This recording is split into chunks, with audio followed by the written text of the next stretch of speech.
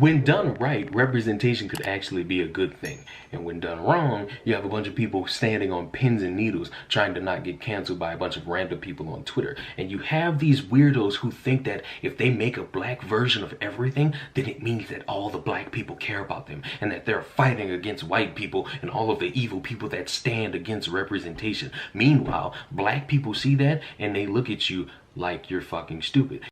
Okay. This is very interesting clip, I think, that's coming up, a whole segment. And I think this is the last ones I have. I'm going to disagree with Leon, which is funny. It's about a black issue, and here I am, a white woman, disagreeing with the black man about a black issue. I could be wrong, quite obviously, but I'm going to give my perspective. I don't think I don't have a right to have an opinion just because I'm a white woman and not a black man, though sex has nothing to do with this. Just because I'm white, or just like I don't think the argument that men have no say on abortion because they don't have a uterus is just completely stupid. Um, so while I would certainly respect his point of view, and I actually do think sex comes into it, he doesn't bring sex into it, but I am, because I think I disagree with him because I'm a woman and it's outside of being black or white. So, but I found it interesting where he talks about how a lot of the white virtue signaling that is done, the black people look at it and like, you look like an idiot. You look like a damn fool. Um, you think you're being a hero and you just end up looking like a muppet. You know, it's just ridiculous. Oh, I must have, man, I must be feeling better because, like, have you noticed my under eyes are so much better? It didn't even occur to me that I needed to do concealer. Like, that's a miracle treatment. But I really, if you guys are still listening and you have an opinion on the subject that's coming up, please, please, I would love to interact with you on it. So let's go to the next clip. White privilege. Think about it. Whose flesh tone is this? Okay. So that's the example of someone being ridiculous that he gives. And that lady herself, whoops, in the full clip got really weirdly emotional. And I do think just the way she addressed the issue was being ridiculous. But I don't think the Band-Aid issue is ridiculous. And he's going to explain why he thinks it is. And then I'm going to give you my experiences. Really, really would love to hear y'all's thoughts. Okay, well, the concealer is brightening my under eye a bit, and I need to powder it, but yeah, I didn't sleep last night either, and I don't have big bags. That's crazy. Because I slept a lot during the day, so I don't want to make it seem like I didn't get any sleep yesterday. It's just I got up at 10 and stayed up all night. Okay, let's go to his next clip. I have brown Band-Aids in my classroom. I had to special order them. They're twice as much as these, and they're hard to find, and they're frequently out of stock. But when I hand a brown child a white Band-Aid, I am literally adding insult to injury, and I refuse to do that in my classroom. Okay, that was stupid. You're not wounding them in addition to whatever wound that they have. And I think Leon brings this up later, but she's dealing with small children. Don't give them a black one or a white one. Give them ones with characters on it. That's what they want. They want the fun ones. They don't want the boring adult bandages. Problem solved. But yeah, that was ridiculous. Adding insult. Over dramatic much, lady? Did you literally cut them with the offensive white Band-Aid? I mean, she took it too far. And what am I looking for? I want to do my lashes. Hold on one sec. I'm going down here to get my Lashify out. Oh, and I need these too. Yep, got my lashes. Okay.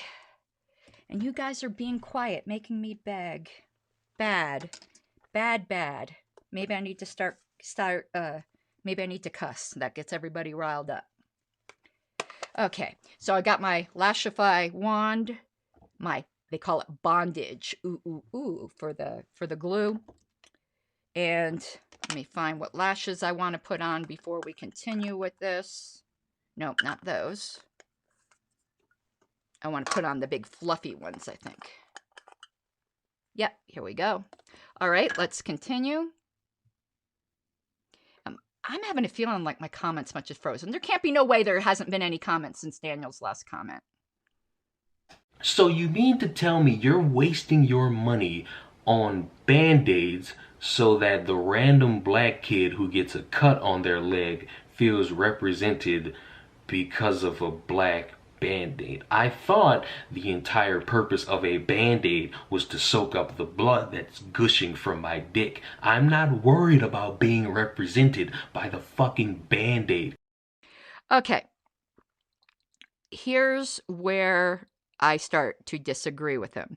Like, he thinks it's a completely trivial issue that the Band-Aids, which are supposed to be in flesh tone, and they're even called flesh tone, and they might not do that anymore, is beige, is a certain kind of flesh tone. Now, I remember when I was first learning about the concept of white privilege and things like that, which I don't deny that there are many privileges in life. And some of them are because you're white. I have some privileges because I'm female. Man, I'm having a hard time. Let me put these lash on. It's hard for me to do it because I take medication that makes me very shaky. My antidepressant Zoloft makes me very, very shaky. But I disagree with him that it's not important. And here's where I said I think it is my female perspective that's coming in. I believe that for a man, that's not a big deal. I can see why he says that the man has a strictly utilitarian view of the bandage. But women are much more fashion conscious in general, or style conscious. And they're also, I'm listening to this book right now about brain differences in men and women, and there are some, sorry, feminists. And the way women are much more sensitive to gradations of color and matching. That's why women will say something is eggplant or eggshell or cyan, or pumpernickel, where men will just go, it's blue, it's white, it's green. I think I'm more sensitive to it because of that it's very glaring to me that flesh tone is a one-size-fits-all thing. And if you're a dark-skinned black person, that beige bandage will stick out like a sore thumb. And it is somewhat insulting that the underlying presumption of flesh is not your flesh. It does visually separate you from the rest of humanity. Not in some big existential way. It's nothing to, have a crisis over. But I do think it sends a message through life when consistently flesh tone isn't your flesh.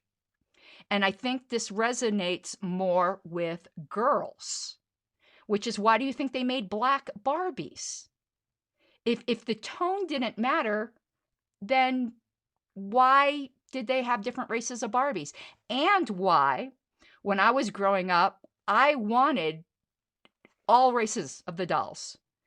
And my parents are from a different time, and they've since passed away. But it bothered my parents. I don't think my mom so much as my dad, that when I used to love baby dolls, like walking around with the baby dolls. It's funny because I don't like, not that I dislike babies, but I've never even held a real baby. I don't have maternal instincts, but I loved my baby dolls. And I wanted a bunch of black baby dolls. I wanted the whole rainbow. So why would it somewhat disturb white parents if their children want black dolls? And why do black children want black dolls? Or why is it appropriate to have black dolls? And if you ever watch that interview with the young black girls, it makes a difference. So they were asked to compare like two dolls, and the white one to them was beautiful, and the black one was ugly. That's sad. That is really, really sad. And girls are much more sensitive to that. So I can see how it's not important to Leon. I would like to hear a black woman with the same kind of political take as Leon's take on this. But I want to show you guys something, because maybe it won't strike you, but once it struck me, it really had a profound impact on me. And it was all about the Band-Aids. But then I started looking at other issues. Hold on, I'm trying to find some things I want to pull up. I think it's here. Let me go here. Yes. Okay. So, like, take a look at these things. Okay, this is now a modern underwear company. But it used to be that nude underwear were just in a light beige shade. But like, say you were this much darker skinned woman, that second from the right. You put on beige and it'd be showing through your clothes, and look how wonderfully that darker set matches her. And look at all these different shades of women. There's a lot of times you need to wear underwear that's not going to show through your clothing. And a one size fits all. I mean, look at this beautiful dark brown slip on the lady second from the right. And look at all these different skin tones. So this was very important to women. And all these examples I'm showing, though I did find some men's underwear that did the same thing, I bet you those don't sell as well. I don't think men give a shit on things like that. But let me show you some more examples. Here's some more. And look at all these shades, where even for some very pale-skinned white women, that the beige would, like the beige that's normally nude would be usually, if you go to the woman on the far right, that's a typical nude color, or maybe sometimes the woman on the far left. But if you start dealing with some of these, like the lady that's third from the right, who's like blindingly white, that wouldn't look good on her either. So you have the two extremes there. If you look at the lady that's second from the left and third from the left, you got very, very dark and very, very light. And it didn't serve them. But at least the beige on the super light woman wasn't as bad as the beige on the super dark woman. It was closer to light than dark.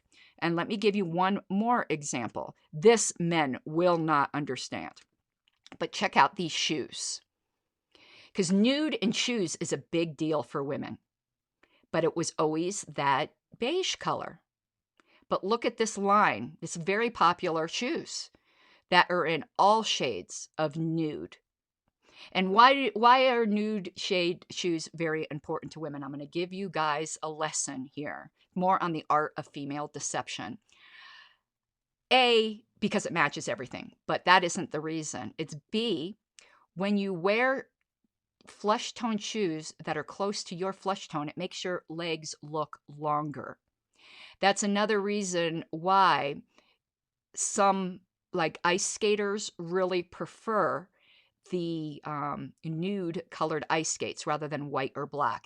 And if you watch an ice skater, a figure skater, I mean, on like the Olympics or whatever, watch the difference, like in just the visual presentation of one who's wearing different colored skates and the ones who are wearing ones that match their skin tone. And there is a different elegance. That's another reason sometimes why women will wear nude tones on their fingernails, which I never do. But it makes your fingers look longer and elegant if you have kind of stubby fingers. I've got long, gangly fingers, so I hope seeing these things show that how it could be more of a female point of view, and why I didn't think it was silly. Now I forgot what clip I was on, so I might have to skip around. I think I was right here. No, I have brown Band-Aids right here. in my class. Here, maybe. How do you sit there and think that this is going to help children and this is going to be something that is inspiring young kids? And yes, I see you, I hear you, you're represented by me because I spent all of this money on a Band-Aid for you. You can't have the white Band-Aid because that's for the white kids. Here, take this black Band-Aid because I can't see it on your skin, mon ami. Not to mention all the different shades of black, all the different shades of white. You're going to have this big patch on you that's probably discolored from your actual skin, so you're wasting your money. It's a fucking Band-Aid. There's no other reason for the Band-Aid other than to soak up blood. Okay, see, that's where I disagree with him. Maybe for boys, but not for girls. And it doesn't match anyone exactly. but it is closer to a Caucasian skin tone. That's why it's called nude in a predominantly Caucasian society. Like, I don't think this is some great white conspiracy. It's not some, we're going to make it Caucasian because of white supremacy. It's because most people in the country were white at the time those were invented, and demographics are changing. And I see David said that you can buy the dark brown bandages at Target. And I think, and listen, stores need to sell what their customers want. I don't think you need to have necessarily a representation of Band-Aids if you're in an area where there isn't a lot of minorities. The market will provide. And, perhaps to a little boy, it's not different, but to a little girl, it can be different. And the reason they cost more, and I don't think that's a black tax or anything like that, it's because there isn't as much of a demand for them.